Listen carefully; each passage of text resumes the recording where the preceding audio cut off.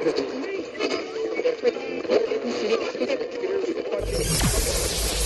ready for unique, rare, and little-known treasures from the golden age of radio. You're listening to The Amazing World of Radio with Adam Graham. Welcome to The Amazing World of Radio. From Boise, Idaho, this is your host, Adam Graham. If you have a comment, email it to me, box13@greatdetectives.net. We continue our rotation of holiday programs with a Memorial Day episode of Anthology. Anthology was a series in the mid-1950s, 1954 and 55, which focused on poetry and music, and with a strong emphasis on American poetry and music. And that's definitely true on a day like Memorial Day. This is the type of program I don't think you would ever see aired. You might see a little something like this on NPR, but this was actually aired over NBC. And features some really great talent, as we're going to hear. So let's go ahead and take a listen to the Memorial Day edition of Anthology from May 30th of 1954. Ladies and gentlemen, during the next 30 minutes you will hear Bing Crosby, Frank Lovejoy, Agnes Moorehead, and Walter Houston, as WNBC brings you transcribed a special Memorial Day edition of Anthology.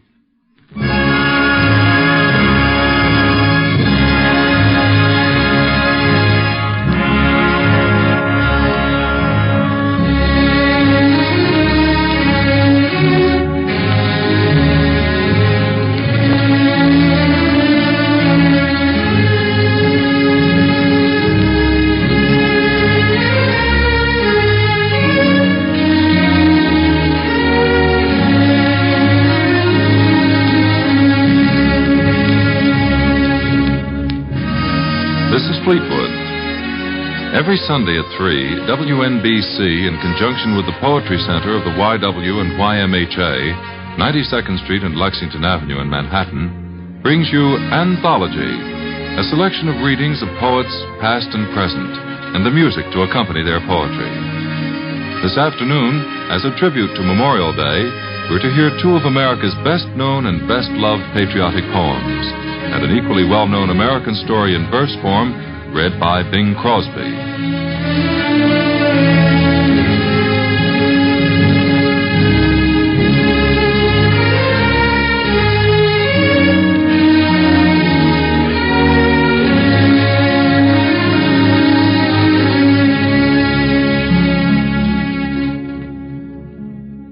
On this Memorial Day of 1954, we have poetry spanning our nation's history from the earliest times to the present day, from verses in dedication to our earliest settlers, to a story in verse which can very well serve as a symbol of that precious freedom for which so many American men and women have fought and died down through the long centuries. We begin with a poem of the birth of our country. Here is the distinguished American actress, Miss Agnes Moorehead, in a dramatic reading of The Landing of the Pilgrim Fathers.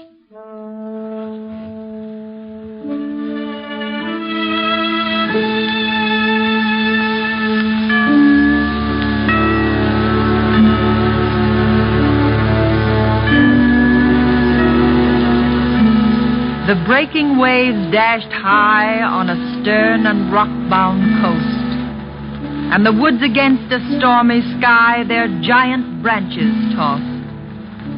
And the heavy night hung dark the hills and waters o'er, when a band of exiles moored their bark on a wild New England shore.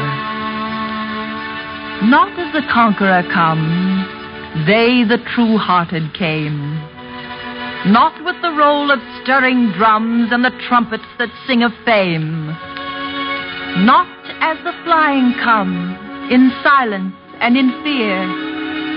They shook the depths of the desert's gloom with their hymns of lofty cheer. Amidst the storm they sang, and the stars heard, and the sea, and the sounding aisles of the dim woods rang to the anthem of the free. The ocean eagle soared from his nest by the white waves' foam, and the rocking pines of the forest roared. This was their welcome home.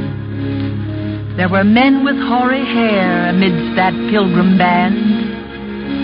Why had they come to wither there, away from their childhood's land? There was woman's fearless eye, lit by her deep love's truth. There was manhood's brow serenely high, and the fiery heart of youth. What sought they thus afar? Bright jewels of the mine, the wealth of seas, the spoils of war. They sought a faith's pure shrine.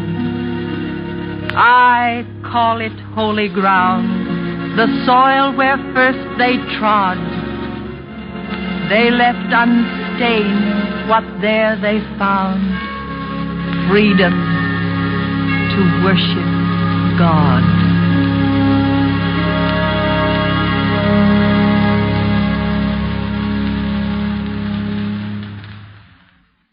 In the 1700s, we fought and won our liberty. And then, within another century, America was to go to war not once, but twice again. And to our great shame, won a war between the states in which citizen fought citizen. In the North, in the South, divided loyalties, divided homes, names like Harper's Ferry, Shiloh, Bull Run, and in the White House, a tall, gaunt, unhappy man named Abraham Lincoln. The late Walter Houston brings us a poem of the Civil War, a poem of intense sadness written by Walt Whitman upon the assassination of President Lincoln. The special musical accompaniment was written by Victor Young.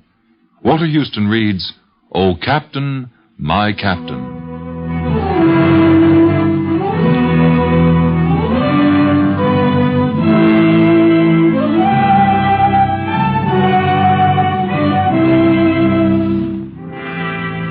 Oh, Captain, my Captain, our fearful trip is done.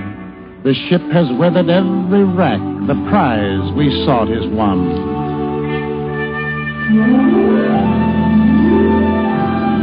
The port is near, the bells I hear, the people all exulting, while follow eyes the steady keel, the vessel grim and daring.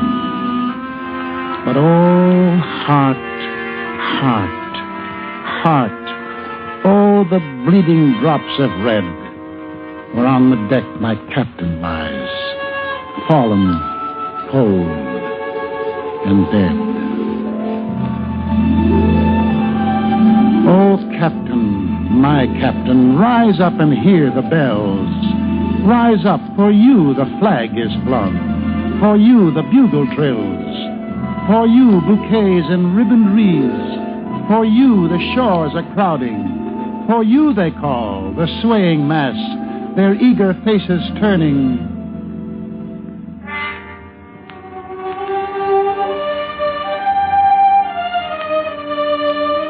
Here, Captain, dear father, the arm beneath your head.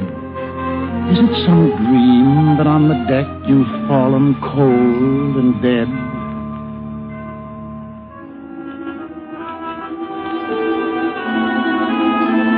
My captain does not answer. His lips are pale and still. My father does not feel my arm. He has no pulse nor will.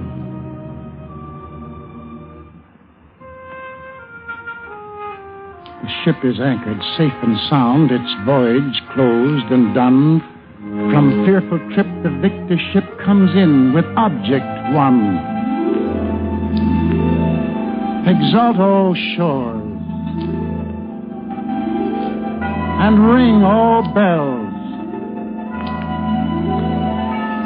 But I with mournful tread walk the deck my captain lies, fallen, cold and dead.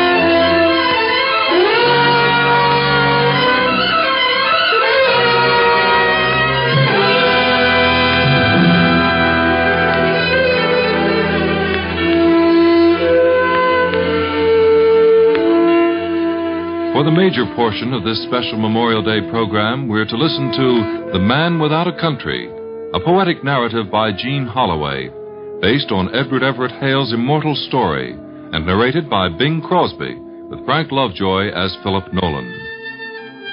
Many of us have heard this story before. It's been read to us by grammar school teachers, or declaimed perhaps by stammering fellow students, in classrooms distracted by spring whispering at an open window, or by an autumn kaleidoscope of whirling leaves. We heard it as a text or a lesson. We learned it long before we could conceive of what it would be like to be banished forever from the land of our birth. Told in dramatic form, the story of Philip Nolan takes on a new stature, a greater depth, a stronger meaning. We feel that upon an American holiday such as this, it is highly appropriate to retell this fine American story, and especially in Jean Holloway's exciting radio verse. And now, The Man Without a Country.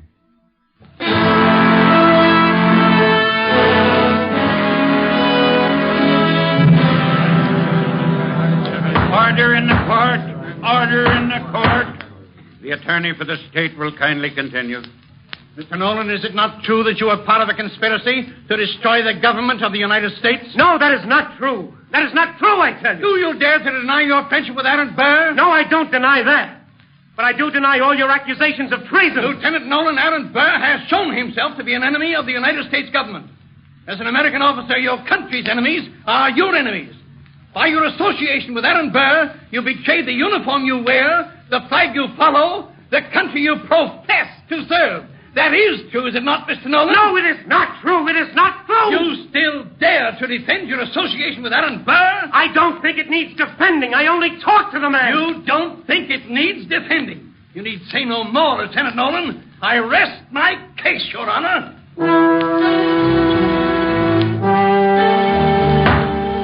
Philip Nolan, rise and face the court. Philip Nolan, is there anything you wish to say to show that you have always been faithful to the United States? The United States? Damn the United States!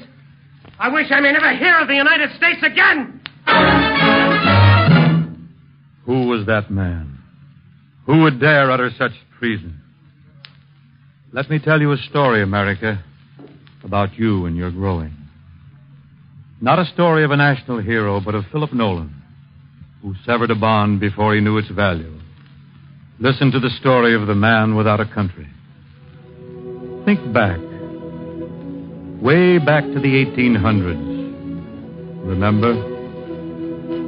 You were still an adolescent then. You were proud of being a nation of 17 states. And you were beginning to speak grandly of adding Michigan, Indiana, and Mississippi, and becoming 20. Zealous old Tom Jefferson was in the White House, and down in the South was a man named Aaron Burr, and a man named Philip Nolan. They say now that history has sifted the facts and weighed the evidence, they say Philip Nolan was as fine an officer as any in the Western Division. Oh, he was a little more hot-headed than some, a little swifter to anger than others, a little too quick sometimes about getting his 2 cents of opinion in, but he was not alone in this. There were many dashing young gallants like him, as ready to die for a kiss as a flag. And Philip Nolan might have gone to his final sleep among the vine-covered homes of the dead in Orleans, as quietly as any of them, had a star not crossed his path one night. Mr. Nolan, I'm Aaron Burr. I'm told you're a young man of remarkable promise. I should like to talk to you about your future. Why, thank you, sir. I hardly know what to say. Thank you very much. A star comes that way sometimes. Sudden, blinding, dazzling. Aaron Burr came as a disguised conqueror. Rumor had it that there was an army behind him and an empire before. But that first day in Orleans, though Philip Nolan wasn't to know it for a long time yet, he became the man without a country. It was only a step from Aaron Burr's side to a trial for treason. The United States versus Philip Nolan. He was bewildered, deeply hurt, embittered. Above all else, he was young. An older man would have checked his anger. A traitor would have been wise enough to hide his feelings, but Philip Nolan was neither a wise man nor a traitor. A moment's silence, and then those words that were to echo forever through his life. I wish I may never hear of the United States again. I wish I may never hear of the United States again. I wish I may never hear of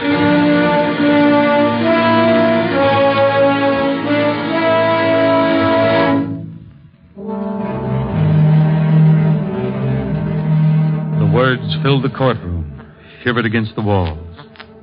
No one spoke, no word fell to combat those other words. Half the officers in the room had served through the Revolution. They had fought their way, starved and frozen through endless bitter months, so that one day a people could say, "This is my country." Judge and the jury rose and left the court wordlessly. No one else stirred. Someone in the back of the room sighed, and someone else coughed. That was all. 15 minutes went by like 15 years before the judge returned. Prisoner, hear the sentence of the court. The court decides, subject to the approval of the President, that you shall have your wish. You will never hear the name of the United States again. It was the fall of 1807. It would be 1863 before he heard her name again. The leaves would grow red in Maryland soon. They'd be piled along the Potomac for burning. Their smoke would spiral into lace against the November skies. They'd be tapping the trees for maple sugar in the Vermont woods, and the New England housewives would gather in their spiced kitchens to prepare the Thanksgiving puddings. The Cape Cod fishermen would go out in the misty dawn for their nets, and the harvest would be a bright promise on the Indiana hillsides. The Blue Ridge and the Allegheny and the Rockies would pull the snow up over their shoulders and settle down for the winter. And the Mississippi would go slipping on through the heart of America. There would be hearth fires and Christmas trees, and there'd be dances. There would be church service and wedding ceremonial and baptismal. But not for Philip Nolan. His was the sea and the bitterness of salt on his lips and no port at evenings. And in one sudden, heart-stabbing moment, Philip Nolan knew what he had lost. Sir, you will receive from Lieutenant Neal the person of Philip Nolan, late a lieutenant in the United States Army. You will take the prisoner on board your ship and keep him there with such precautions as shall prevent his escape. You will provide him with such quarters, rations, and clothing as would be proper for an officer of his late rank. But under no circumstances is he ever to hear of his country or see any information regarding it.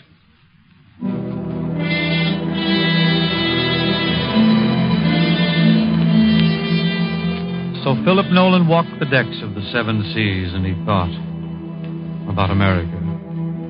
But he never asked about her. He talked to his shipmates about the weather, about the sea, about all things but home. In foreign ports where he was rarely permitted to go ashore, he filled his days with reading. But in the books and in the papers given him, there was no mention of America. For him, she was only a dream that had ceased existing. He was a ghost among his companions, drifting from port to port, listening to a word that filled his heart, that reached him in the wind, that sighed from the rigging. But the waves whispered through the midnight. One word. America. The grass is blue in Kentucky this spring. Wouldn't you like to ride through it with the earth hard and firm under your horse's feet? Think of it. Earth under you. The flower girls are in the streets of Orleans now. It's almost time for the Mardi Gras. Remember the girl you kissed at the Mardi Gras? The fields are white with cotton now. The slaves are singing. What would you give to hear their voices? The snow is thick and white in New England. They are riding through it to the Christmas parties. Can't you hear the sleigh bells? How long is it since you heard sleigh bells? Leave me alone. I can't stand thinking anymore. Oh, God, let me stop remembering. I wish I may never hear of the United States again. I wish I may never hear of the United States again. The court decides, subject to the approval of the President, that you shall have your wish. No! No! No!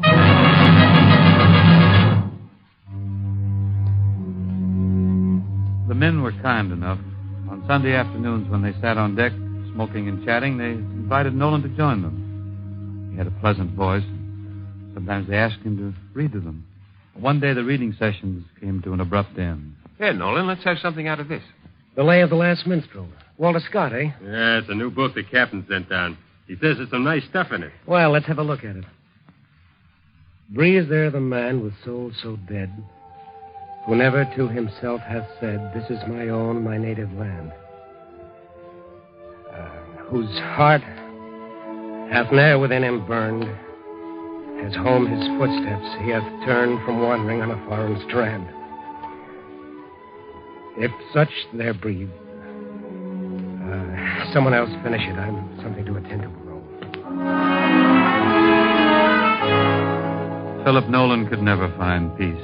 Ships docked, set sail, men went home on leave. He watched in wordless agony. He thought of candlelight on warm, gracious tables, of gardens where a man could crumble the rich soil in his fingers, of linens whipping on the clotheslines and the friendly smells of kitchens. He thought of moonlight on hair that was soft as silk to the touch, of eyes liquid in the starlight, of lips velvet smooth and ripe for kissing. He thought of arms opened wide to gather in the returning sailor, and one special voice that would say, welcome home. He thought of perfume and music and the rustle of silk. He was young, and there was a fierce hunger in him. Then one night in the Mediterranean, some ladies were invited aboard for a ship's ball. All that was young in Philip Nolan died that night, as he stood on deck, looking at the girl he had loved a lifetime ago.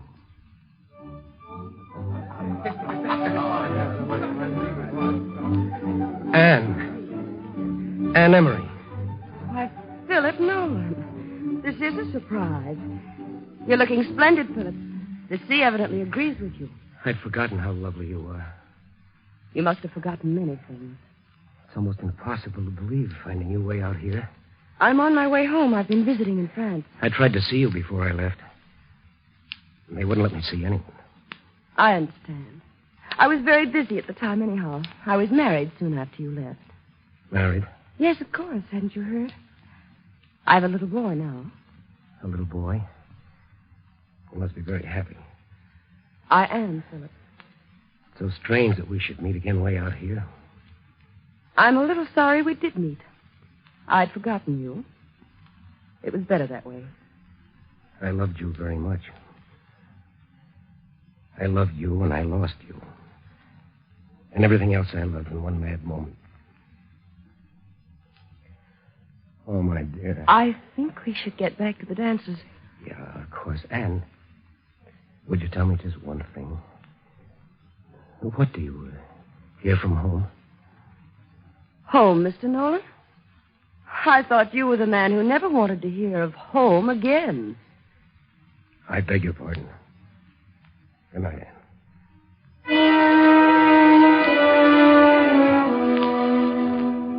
Philip Nolan knew in that moment how alone he was. One man with only the sea for the rest of his life, and one nameless port at the end of it. The days became weeks, and the weeks years that marched across his forehead and left him old. His eyes were deep pools of loneliness, his heart completely empty. No one knew until the day he was dying how deep his hurt had gone. No one knew until that day when they entered his room for the first time and found it a shrine to America. Stars and stripes were draped around a picture of Washington, and he had painted a majestic eagle with its foot clasping the whole globe. At the foot of his bed was a great map of the United States, drawn from memory.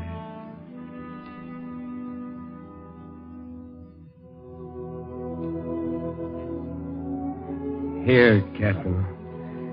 You see, I have a country. Yes, I see, Nolan. How do you feel? Is there anything I can do for you? Captain, I'm dying. I'll never see my country again. But there's not a man on this ship or in all the United States that loves her as I do. Would you tell me about America? Tell you about America? How can I begin to tell you about America? He had left America in 1807. It was 1863. War had come and gone in 1812, and Francis Scott Key had sat on a British battleship and written a national anthem. Jackson had taken the Florida Territory. A new flag had been raised in Washington with 13 alternate stripes and 20 stars. 9 presidents had been in the White House.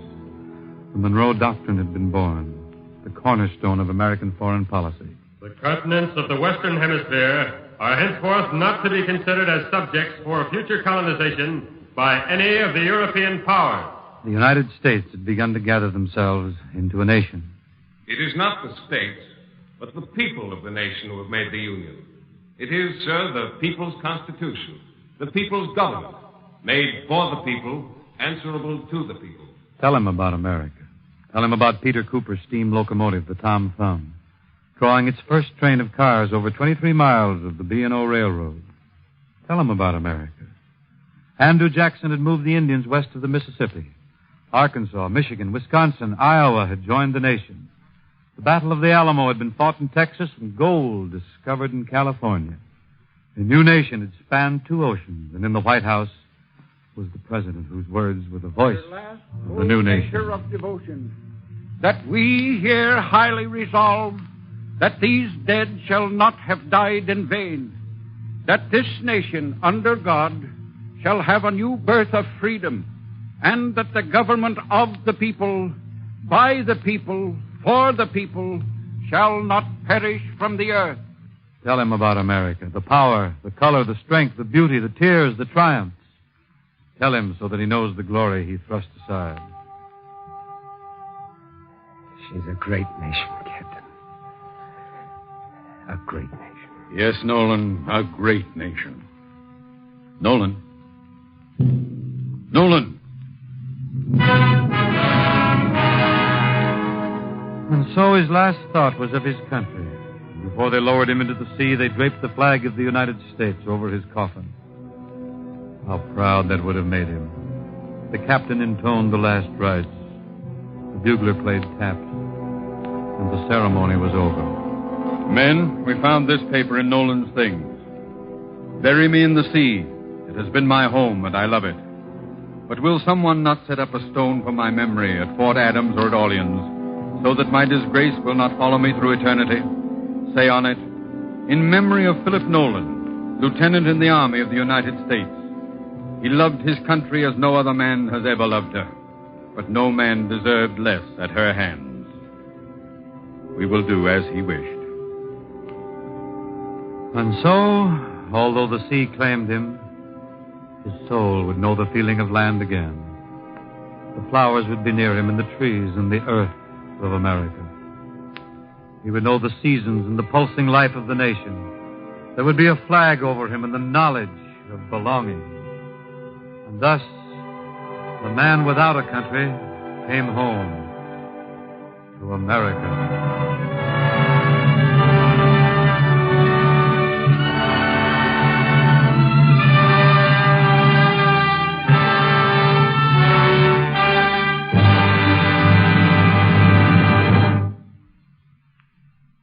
The Man Without a Country, a poetic narrative by Jean Holloway, based on Edward Everett Hale's immortal story, and narrated by Bing Crosby with Frank Lovejoy as Philip Nolan, on Anthology, Memorial Day, 1954.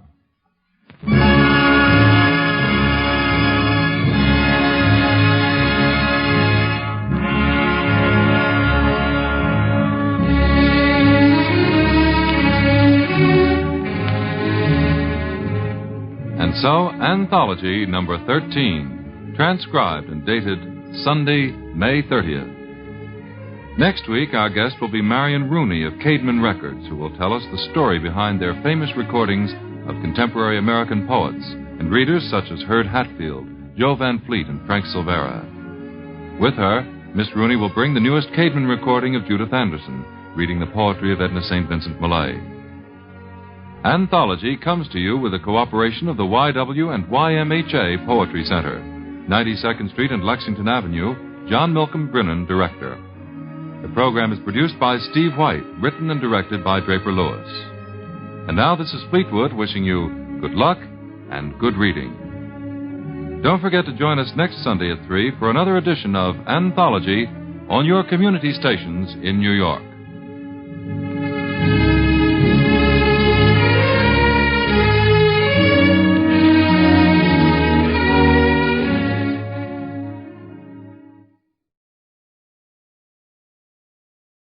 Welcome back. I really appreciated Walter Houston's reading of Walt Whitman's famous poem.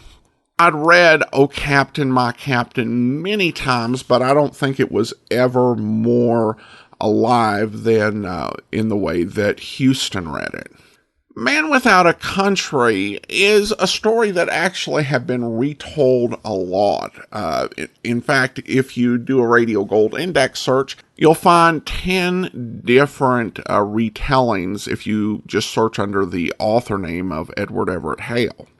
I've heard a few of them, and to me, this one is probably the one that I think works best, because it's very much a patriotic fable, and the sort of lyrical telling and the short run to tell it, I think really works best for this particular piece. All right, well, that will actually be all for today.